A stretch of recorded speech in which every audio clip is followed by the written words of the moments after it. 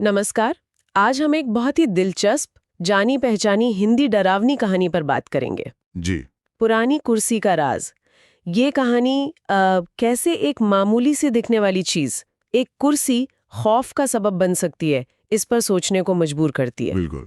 और चेतावनियों को नजरअंदाज करने के क्या नतीजे हो सकते हैं वो भी। हाँ, कहानी रवि और उसके दोस्तों की है। एक पुरानी वीरान सी हवेली, जी। और वहां उन्हें मिलती है एक कुर्सी, टूटी फूटी। जिसके बारे में गांव वालों ने पहले ही चेताया था। हाँ, कि भाई ये शापित है, इस पर बैठना मत। लेकिन नौजवान। वही नौजवानी का जोश, दोस्तों के सामने हिम्मत दिखाना। रवि ने सोचा क्या होगा, और वो बैठ गया। बस वहीं से कहानी का असली मोड़ शुरू होता है। कहते हैं जैसे ही वो बैठा, एक पल तो सब ठीक था। हाँ बिल्कुल, लगा कुछ नहीं हुआ, मगर फिर क्या हुआ? अचानक जैसे आंखों के सामने अंधेरा छा गया, अंधेरा। और कानों में एक सर्द सी आवाज, फुसफुसाहट जैसी। आवाज। क्या कहा उसने? आवाज ने कहा, तुमने गलती कर दी। ओहो, ये सिर्फ एक डर का पल नहीं था। नहीं। ये तो रवि के अंदर एक बड़े बदलाव की शुरुआत थी। हाँ, वो लड़का जो इतना चंचल था, एकदम चुप हो गया। बिल्कुल चुप रहने लगा।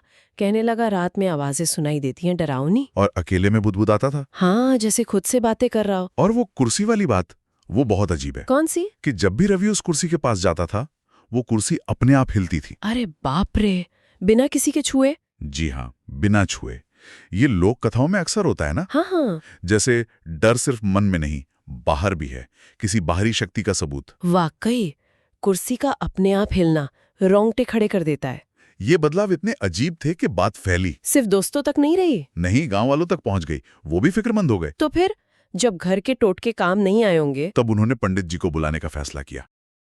ये दिखाता है कि कैसे जब चीजें समझ से बाहर हो जाती हैं, लोग अपनी पारंपरिक मान्यताओं की तरफ लौटते हैं। बिल्कुल। और पंडित जी ने जो बताया, वो कहानी को एक आध्यात्मिक फ्रेमवर्क देता है। क्या बताया उन्होंने? उन्होंने कहा कि उस कुर्सी से एक आत्मा जुड़ी है। आत्मा? हाँ, एक पुरानी भटकती हुई आत्मा, शायद अपने किसी का इंतजार कर रही थी। और रवि के बैठने से? उसके बैठने से उस आत्मा को जैसे एक ठिकाना मिल गया, रवि का शरीर। ओह, ये कब्जे वाली बात। हाँ, कब्जा या प्रभाव कह लीजिए।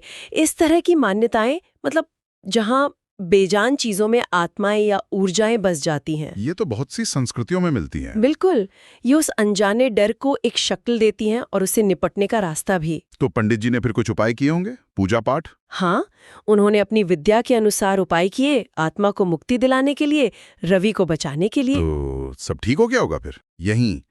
यही कहानी का सबसे अहम और शायद सबसे डरावना पहलू है। क्या मतलब? पंडित जी के उपायों के बाद भी रवि कभी पूरी तरह से पहले जैसा नहीं हुआ। पूरी तरह से नहीं? नहीं, वो ठीक तो हो गया, पर कुछ बदल गया था उसमें। आज भी? हाँ, कहानी कहती है कि आज भी कभी कभार वो जैसे अनजाने में उसी हवेली की तरफ खींचा चला जाता है। जैसे कोई बुला रहा हो। हाँ, जैसे वो कुर्सी या कोई अनदेखी ताकत उसे अब भी बुला रही हो।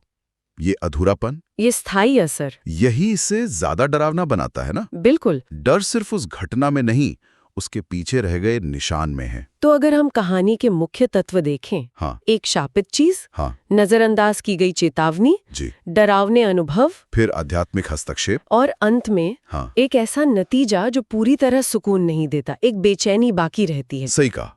कहानी सिर्फ डराती नहीं, सोचने पर मजबूर करती है। और ये जो स्थायी असर की बात है, हाँ, ये हमें एक गहरे सवाल पर ले आता है कि कहानी रवि को अंत में भी बदला हुआ दिखाती है, उस कुर्सी की तरफ खिंचा हुआ। ये जो स्थायी जुड़ाव है, ये अलौकिक या ऐसे गहरे अनुभवों की प्रकृति के बारे में क्या कहता है? क्या ऐसा असर कभी पूरी तरह खत्म होता है? वही सवाल है।